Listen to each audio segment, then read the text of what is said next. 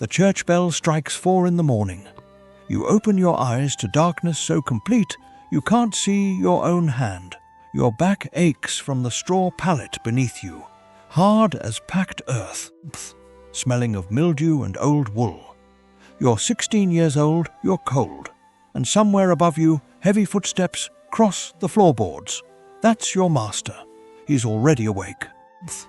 You have perhaps 30 seconds before he expects you at the loom. This is Cheapside, London, 1348. And what happens inside this narrow timber workshop over the next 24 hours, or quietly break you? Cheapside doesn't sleep so much as it pauses. By 4:15 in the morning, the street is already exhaling. Bakers stoking their ovens 3 doors down. The smell of charred wood drifting through the shuttered windows of the workshop, where Thomas Aldwyn, 16 years old and 2 years into a 7-year bond, swings his legs off his pallet and plants bare feet onto stone floor. It's cold enough to see his breath. He pulls on a rough linen shirt, wool hose, and a tunic that's been washed so many times it's the color of weak tea. No shoes yet. He'll put them on only when he steps outside, and this morning he may not step outside at all. The workshop is a single long room on the ground floor of a timber-framed building, leaning over one of London's most crowded commercial streets.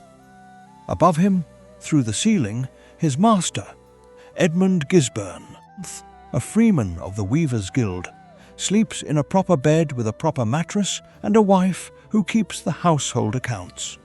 Thomas shares the workshop floor with 2 other apprentices. Will, who is 13 and has been crying in his sleep for 3 weeks straight, and a boy everyone calls Peck because no one uses his real name anymore. The loom dominates the room the way an altar dominates a church. It's enormous, a horizontal broad loom, threaded with hundreds of warp strings pulled taut as a bowstring, strung with wool that has been washed, combed, dyed, and wound by hands that bled a little doing it. Thomas moved to it now, running his fingers along the threads, almost without thinking. 2 years in, and his hands already know this machine the way a sailor knows the rigging.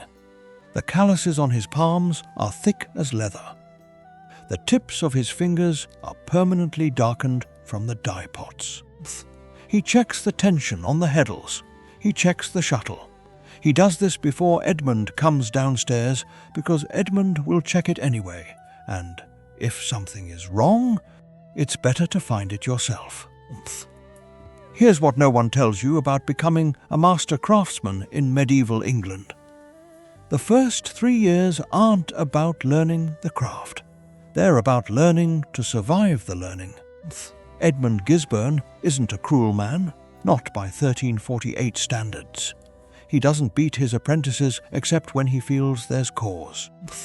He feeds them twice a day, a morning pottage and an evening meal, and the food is plain, but it's real. He honors the terms of the indenture agreement signed between him and Thomas's father, a cloth merchant from Coventry, who paid Edmund a premium fee to take his son on. That agreement, written on parchment and sealed with wax, commits Thomas to 7 years of service in exchange for housing, food, clothing, and the transmission of a skill that could eventually make him wealthy.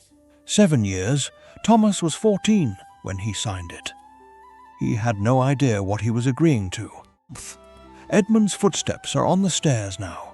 Thomas straightens, takes his position at the loom, breathes, and the day begins. By 6 in the morning, Thomas has been working for 90 minutes without stopping. The rhythm of the broad loom is relentless, the shuttle flying left to right, the heddles lifting alternate warp threads, the beater pressing each new weft thread tight against the one before it. Left, lift, press, right, lift, press. The sound fills the room like rain on a roof.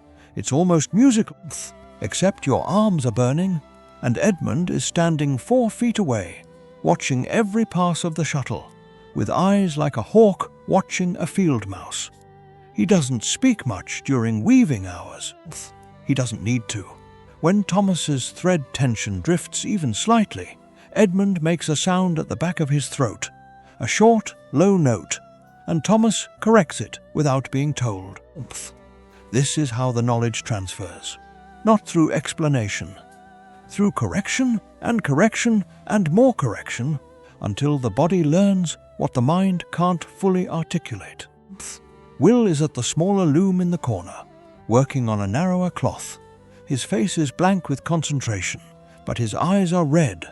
Peck is outside, hauling water from the conduit on Cheapside. A job for the youngest apprentice, a job Peck has held for 11 months and will hold until someone newer arrives to take it from him. Outside, Cheapside is erupting into its daily chaos. This is the heart of London's commercial life, a street so wide and so loud it makes every other street in the city feel like a side alley. Carts are grinding over cobblestones. Vendors are calling out prices. Livestock are being driven through gaps between pedestrians. A goldsmith 3 doors down is hammering something. Above it all, the bells of St. Mary le Bow mark the hours like a heartbeat. Thomas hears none of it. After 2 years, the city noise is just silence with texture. What he does notice, what he can't stop noticing, is the smell coming in through the gaps in the shutters. A sweetish, wrong smell. Not the usual rot of street refuse. Not the familiar stench of the dye pots. Something different. Something that makes the older people on the street walk faster and pull their cloaks tighter, even though it isn't raining. It's August 1348. The Black Death reached England's southern ports in June. By November, it will be in London properly, killing 1 in 3 people in the city. Edmund knows this. The Guild knows this. Everyone knows it, the way you know a storm is coming. You can feel it in the air before you can see it in the sky. But Thomas doesn't know what he doesn't know. He's 16. He turns back to the loom. Edmund calls a halt at 8. Breakfast.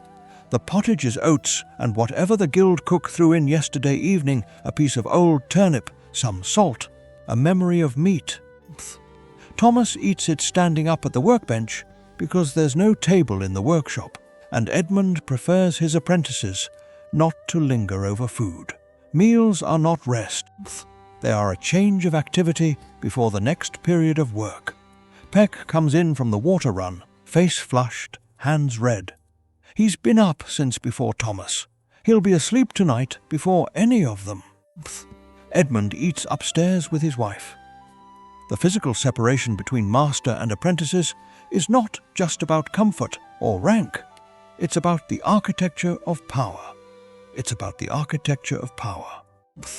Edmund is a freeman of the Weavers' Guild. That status, earned after his own apprenticeship and journeyman years, puts him in a different category of humanity than the 3 boys on his ground floor. But he is never, ever their equal. Thomas knows this. He has known it since his first week. What he holds on to, what he has to hold on to, is the arithmetic of his situation. 7 years of service. After that, 3 years as a journeyman, working for a day wage under a master. After that, if he can afford it and the Guild approves it, he makes his masterpiece, a single piece of cloth so perfect it earns him his freedom and his own Guild membership. He'll be 26, maybe 27 by then.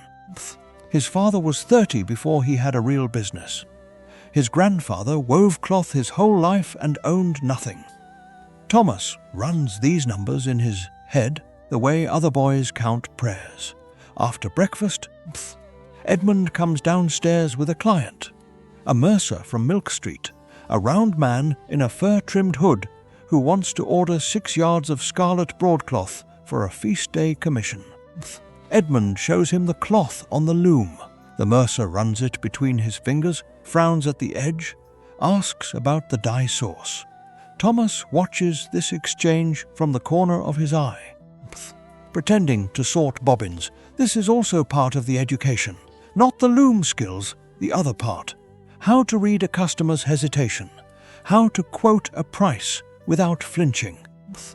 How to stand in a room like you belong there, even when someone wealthier than you is making judgments about your work. Edmund knows Thomas is watching. He says nothing about it that evening, but we're getting ahead of ourselves. First, the afternoon, and the afternoon is where the day truly fractures. 2 hours after midday, a boy from a neighboring workshop runs through the street outside, shouting something about a ship from France. Everyone on Cheapside already knows what that means. Edmund closes the shutters without a word and goes back upstairs. Thomas keeps weaving. His hands don't stop moving. This is the training working, the body's discipline overriding the mind's alarm. Left, lift, press, right, lift, press. But Will stops. Will is 13 and from a village outside Norwich where they haven't heard much news at all, and he looks at Thomas with the particular terror of someone who doesn't know enough to hide how scared they are. Thomas tells him to keep weaving. He says it the way Edmund would say it. Flat, certain. Not because he isn't frightened.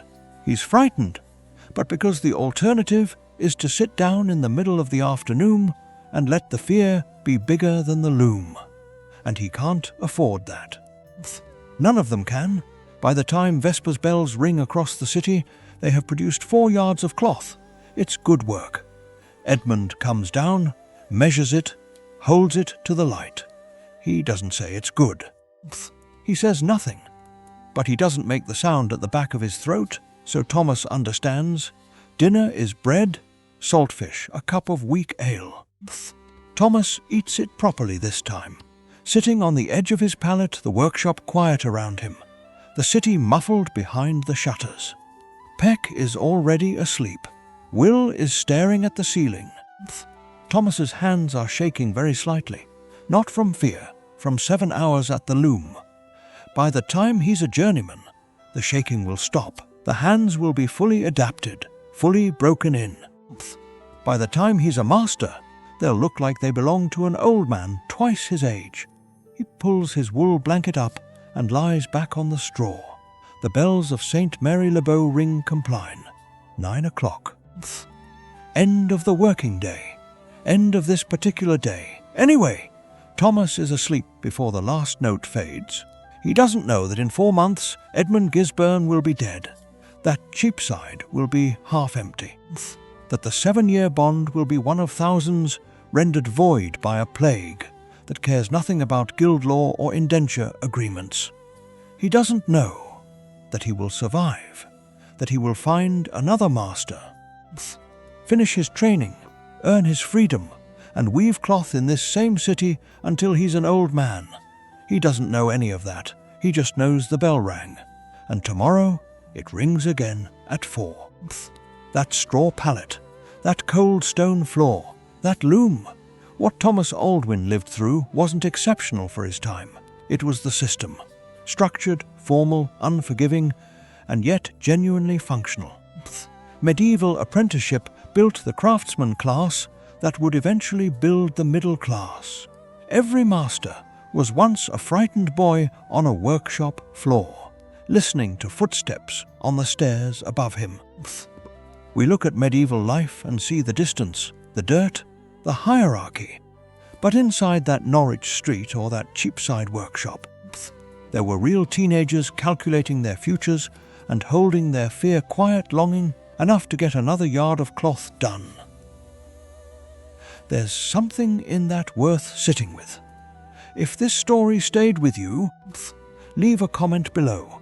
What surprised you most about Thomas's day? And if you want more of history told this way, close enough to touch, subscribe. There are more days like this one waiting. The bell rings again tomorrow. It always does.